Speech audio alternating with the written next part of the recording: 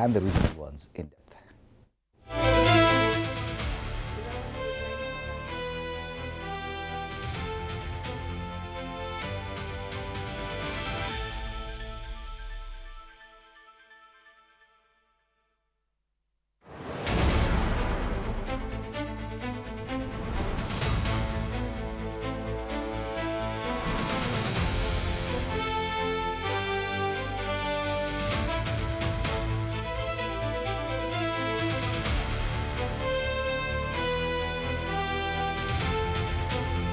We, niliwaambia ODM machozi tu, usiseme don't say I didn't tell you, I told you so. Sasa wanasema kinara katika serikali jumuishi alalamikia hatua ya kupokea mwaliko dakika za mwisho kwa hafla ya fidia. You see, when the president was announcing the plan, the 2 billion shilling plan to compensate victims of police brutality. So the party leader of ODM was invited to make his remarks. And he said, you see now, even for this event, I was not properly invited.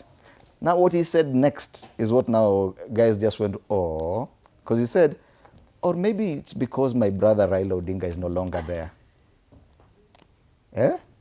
That was very telling. I love, just see the photo that they are using here. That it would appear ameenda kusalamia president, the president is directing him in a different direction. Mvutano wa wazi kati ya chama tawala cha UDA na ODM kuhusu fidia kwa waathiriwa wa maandamano ulijitokeza katika ikulu Jumatatu iliyopita baada ya Senator Oburu Oginga kulalamikia kile alichodai ni kutengwa kwa chama chake. Let me ask you a question. When was the last time you heard about coalition building talks between ODM and UDA? Genuinely. January ni kitambo. I even forget. Are they still working on that coalition? Yeah. That's the question. Now when you see such things happening, because if the coalition was to happen, it should have happened way long time ago. Yeah. What is a big deal? What were they waiting for? So does a broad-based arrangement still stand? Are there plans still for coalition building between the two parties? Why is one party leader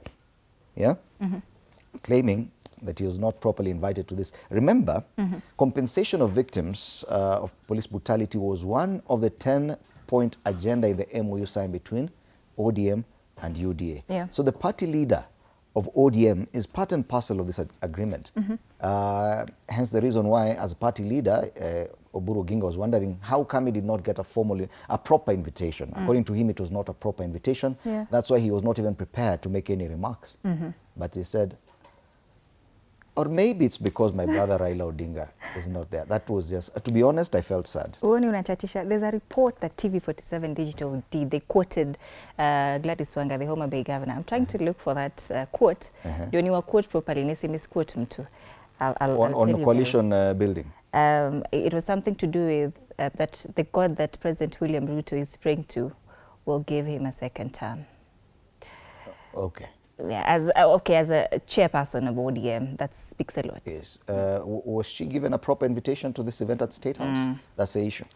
How come party leader did not receive a proper invitation to State House for something that ODM and UDA were supposed to have been working together on?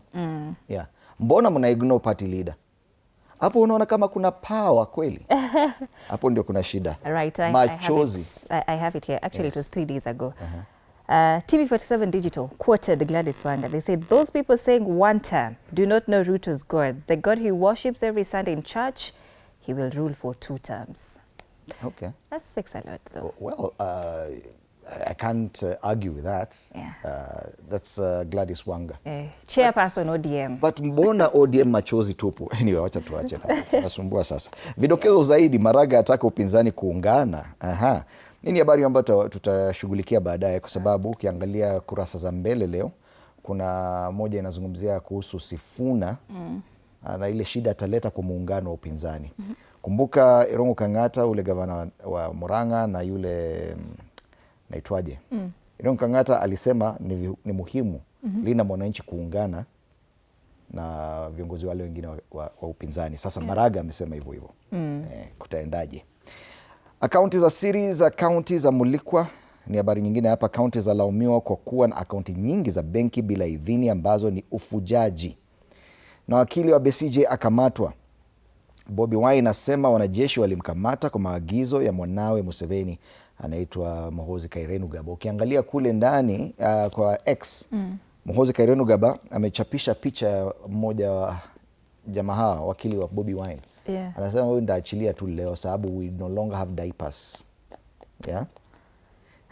Actually, there's a lot of back and forth between Bobi Wine and Machozi Kairenugaba. But then he said he's going to release this lawyer because his wife has told him so.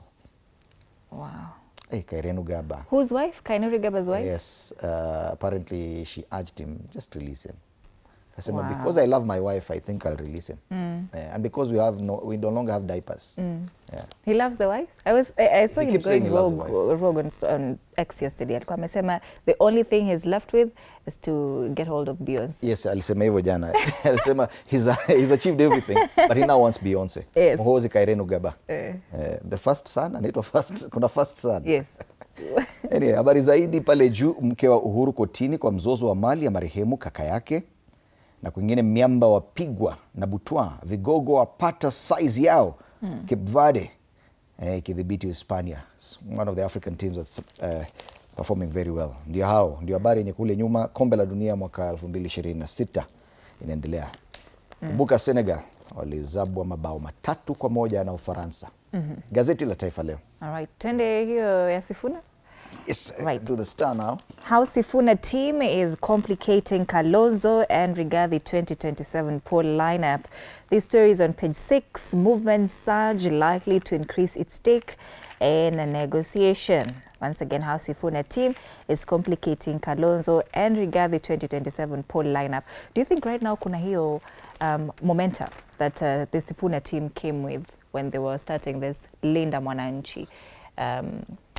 You can actually see anyone who's interested in joining the alternative government, they are not quick to go to this united alternative government, the DCP's wiper. Yeah. I think it's easier or safer to align yourself with Sifuna. Linda Mwananchi and Sifuna. I don't know why. Wewe ni Sifuna. Because like Irungu Kangata, people expected, okay, fine. Is he going to DCP? No, I think he felt it easier to go to Linda Mwananchi. And then at that same meeting, he said, okay, fine, we need to go and work with Gachagua as well. But why wouldn't he have gone to Gachagua straight? He went through Linda Mwananchi. Faith Odhiambo, former LSK president, Linda Mwananchi. Yes. Linda Mwananchi ni kama iko na mambo. Hata director Nick Mavidi umesikia venye ametuambia. Achana Nick. Iko. You know, when we were starting the conversations around Linda Mwananchi, kitambo tukisema pia sisi ni Sifuna. Unakumbuka? Tukisema sisi ni Sifuna. What happened? What happened? Well, that move is still there. All right. That's the main stories on page 6. Budget controller Nyakango falls costly Eurobond buyback gamble. Huko chini, Ruto rallies for Africa's inclusion in global financial institutions. There's a photo here captured with this president here, Donald Trump, the one for France, what's his name? Emmanuel Macron. Emmanuel Macron, yeah. There's also the one for India here, Narendra Modi, among other global leaders, presidents here. Patients share beds as wards overflow. Senate exposes crisis in county hospitals. That's another story on page 7. And MPs back principals in petition against new TSC promotion rule. It's another story on page 8. Fresh, independent and different. That's the Star. Right. Let's take a look at the Standard, and it has just a one-word headline this morning: apologize, Mr. President. And this picture, hii inanirudisha mbali. June 25th, 2024, when young protesters invaded Parliament. And these were the scenes there, as security officers shot them. Quite a number died from this. This picture, as you see, this is where quite a number of people died because they were shot directly by police. So Juzi, the president officially launched that compensation program for victims of police brutality, 2 billion shillings in total. Yesterday on the papers, they were saying how much people would be paid, either for loss of life, for injury, or for enforced disappearance, plus other atrocities that were met upon them. So this paper says, on the issue of accountability, can a government buy justice with compensation while avoiding accountability for the bloodshed that shocked a nation? And we are asking this By compensating, is the government admitting liability, admitting that they actually were behind the enforced disappearances, that they were behind the killings, that they were behind the rape and torture and sexual offenses that many Kenyans or protesters were subjected to. So according to this paper, compensation is not enough. There should be an apology that should follow. As President William Ruto's administration moves to compensate victims of police brutality linked to the June 2024 Gen Z protests, critics say the process risks becoming little more than blood money if it's not accompanied by truth, apologies, and prosecutions. I saw that, initially after Rex Masai, the officer who shot Rex Masai had been identified. Now they say they can no longer be certain that it was that officer. That they're no longer sure who shot Rex Masai. Yet they had identified him initially. So meaning that there would be no one prosecuted for the death of Rex Masai. And this is what people are saying, okay, fine. So you're compensating for what? If at all you don't know who shot him. Anyway, will someone pay? Paying victims while alleged perpetrators, the trigger-happy police officers and their commanders remain free and trenches impunity. Nearly 2 years on, many still demand answers. Who gave the orders? Who pulled the trigger? And who will be held accountable? That story is on page 4. And those are many questions. Like, okay, fine. 2 years ago, or you had already identified the perpetrators. Now you're saying, ata sijui ni nani alifanya hiyo. So what are you saying? You're just going to pay people off. Those are questions critics are saying. Kule ndani, wife wins right to separate home from in-laws. Very interesting story there. Ex-CJ Maraga blasts Ruto government, declares 2027 presidential bid. In other papers, they quote the former CJ calling for unity of the opposition. MPs clash over tax proposals in finance bill. Now there's a lot of misinformation. Nakumbuka ile tax ya mitumba. It is not contained in the final finance bill. But one MP stood in parliament yesterday and argued so vehemently about why about the introduction of tax on mitumba. Okay, VAT has been introduced, but ile 5% excise duty tax, excise duty haiko. So appraise yourself with the final bill that is being debated in parliament. Some of those things that had earlier been reported to be part of the bill are no longer there. And MPs should be ahead of us. You know, he had to apologize and withdraw. How embarrassing. How embarrassing. A whole MP. Kama huyo ni MP wenyu poleni. On the back page, behold the pride of Africa.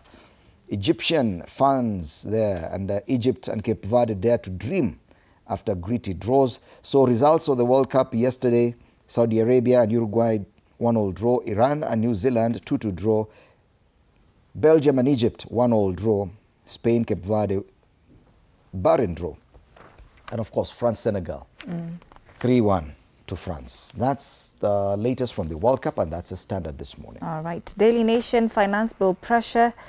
They talk about lawmakers clash in House over the proposed tax measures and committee's recommendations. If they don't understand what the finance bill talks about, then how are they going to sensitize people of their constituencies about finance bill? There's a lot of misinformation, unfortunately. Consumers Federation of Kenya asked courts to hold several provisions, citing likely higher consumer prices. COFIC argues new tax on food, health products and agricultural inputs will raise cost of living. Lobby wants taxman could impose tax liabilities without prior notice or make subjective assessments. It reckons these digital payments. It reckons hidden taxes on digital payment system will lead to more expensive transactions. That's a story captured on page 4 and 5. That story on Maraga, back speech for joint opposition flag bearer, is also on page 6. ODM cries foul over 2 billion shillings payout for protest victims. It's another story on page 7. Coolidge's Zaidi on the top strip.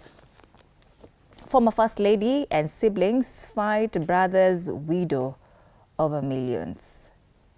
That former First Lady Margaret Kenyatta and her 3 siblings have petitioned a court to block their brother's widow from controlling his estate, which includes land and company shares, alleging fraud. Wow. That's the story on page 2. Matters Education also talked about here on the front page why thousands of varsity students could miss out on help and scholarship. On the back page, Matters Sports. Luckily, there's a story here. Journalists face high costs for food and water. Ni kina nani? The MetLife Stadium Media Center is an impressive tented. It's at the World Cup. It's at the World Cup. Mnasikia njaa huko. Journalists face high costs for food and water. Journalists covering World Cup. All right. That's the Daily Nation. All right, let's take a look at the People Daily. The People Daily this morning talks about why Kenyans may wait years for Ruto's flagship projects. And what they're doing, they're saying these are impossible dreams based on the budget estimates and the budget allocations. So they say there's poor absorption of development funds. In the fiscal year 2023-2024, only 500 billion shillings was utilized for development spending against a budgeted amount of 708 billion, representing under absorption of over 200 billion or 29%. The source is the Auditor General. This year, the budget deficit is 1.1 trillion. The amount allocated for energy infrastructure and ICT, about 500 billion shillings. So, ukitaka kujua mumepromisiwa, the promises made are going to be delivered, it has to be backed by the budget. Yeah? And if you go to Treasury and you open up that document, you will see exactly where the money is going. So don't be told we will do this, yet it's not backed by the budget. Pesa itatoka wapi? Eh? Usiambue kuna barabara inakuja kwenu na budget hakuna ya hiyo barabara. That's simply what the story is saying. Pale juu, inside the love-hate relationship between Mudavadi and Wetangula. Hao wanataka kuchokora nyuki, kuchokoza nyuki.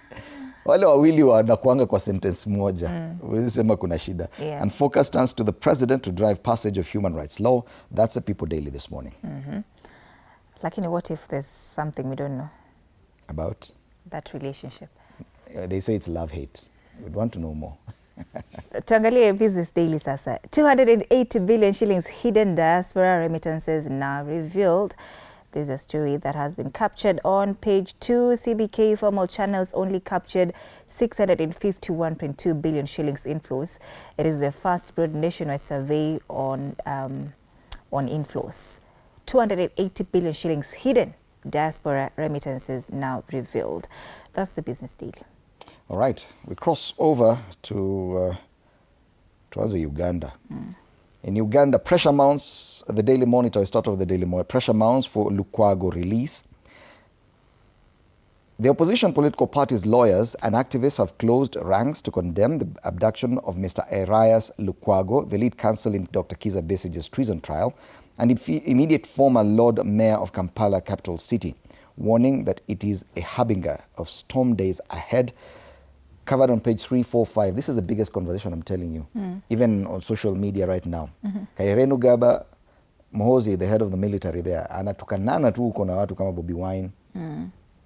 Someone told them, say, I thought you two blocked each other. Mbona mnafuatana? Because wanatukanana tu uko. And this is a story. This Even one on the Bobby? front page. Yes, even Bobi Wine. Is responding? Is responding. They're having an exchange, actually. And everyone is, words are just being thrown around there because of these arrests. That's the Daily Monitor. Let's take a look at the New Vision, still in Uganda. MPs' hefty pay package leaks. 167 billion shillings allocated for legislators' vehicles. These are new MPs. Remember, Uganda's 549 MPs compared to Kenya's 300 and something. Yes. Yeah. 343 hapo. 340, yeah. There. Wakona 549 and it's a smaller country. Yeah. Wow. Wananunua magari wote. Yeah. That's a big story on the front page of the New Vision. Twende Tanzania. On the Citizen in Tanzania, banks, agents, key role in Tanzania's financial system. Talking about mobile and bank agents. So matters business on the front page of the Citizen. Nothing really interesting there. But if you look at gazeti la Mwananchi kule Bongo, wanasema wabunge wawakilishi warushiana vijembe. Ni kutokana na kauli zao kwenye baraza la wawakilishi bungeni. Baadhi zatafsiriwa za kibaguzi. Msukumo amuomba Rais Mwinyi achukue hatua. Waitara akemea chokochoko za vurugu muungano. Hii siasa huko. Ingine unajua unaweza soma hata ujua anasema nini. But kuna habari moja kwenye ukurasa wa mbele wa gazeti hili la Mwananchi kule Tanzania. Wanasema shilingi bilioni 40.6 pale chini. Kulipa fidia waathirika wa vurugu Kenya. They're talking about the compensation to victims of police brutality in Kenya. Ni 2 billion shillings. Kwao ni 40.6 billion. Wow. Yeah. wanashangaa mabilioni yao yote yanaenda wapi? Gazeti la Mwananchi kule Tanzania. Tukirejelea hapa nyumbani, tuangazie karakacha sasa, wachoraji